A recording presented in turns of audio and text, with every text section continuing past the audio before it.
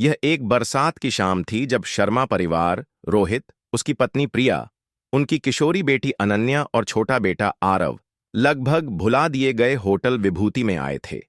Hotel प्रबंधक, एक बूढ़ा आदमी जिसकी आंखें धंसी हुई थीं, ने रूम 303 की चाबी सौंपते हुए उन्हें चेतावनी दी कि आधी रात के बाद होटलों की गलियों में न घूमें या अगर दस्तक सुनाई दे तो दरवाजा मत खोलें।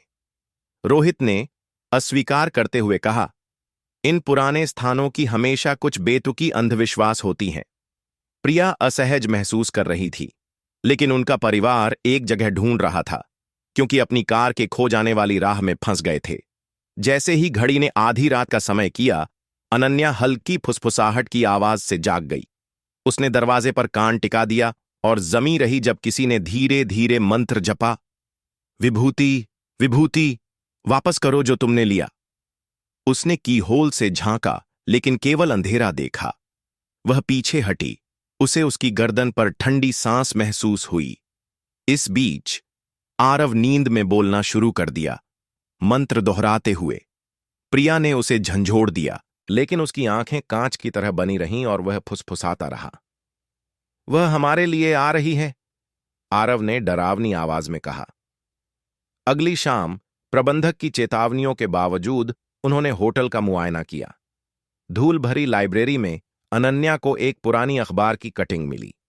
इसमें खुलासा हुआ कि 50 साल पहले मालिक की बेटी विभूति रूम 303 में ईर्ष्यालु मेहमानों द्वारा मार दी गई थी और उसकी आत्मा वहां रुकने वाले किसी भी व्यक्ति का पीछा करती है, न्याय की मांग करती है।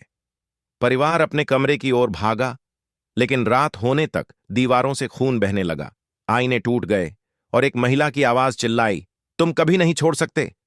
यह सब सुनाते हुए मैंने बताया।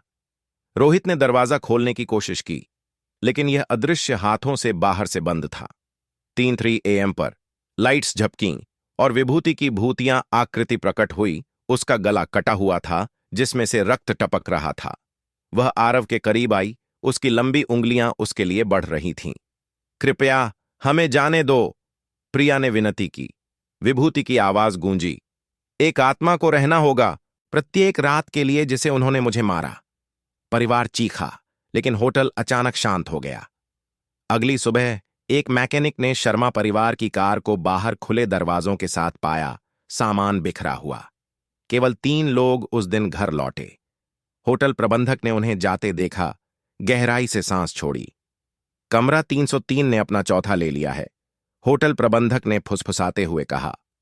होटल विभूति के अंदर आरव की हंसी अभी भी सुनाई देती थी, अपने नए भूतिया दोस्त के साथ खेलते हुए।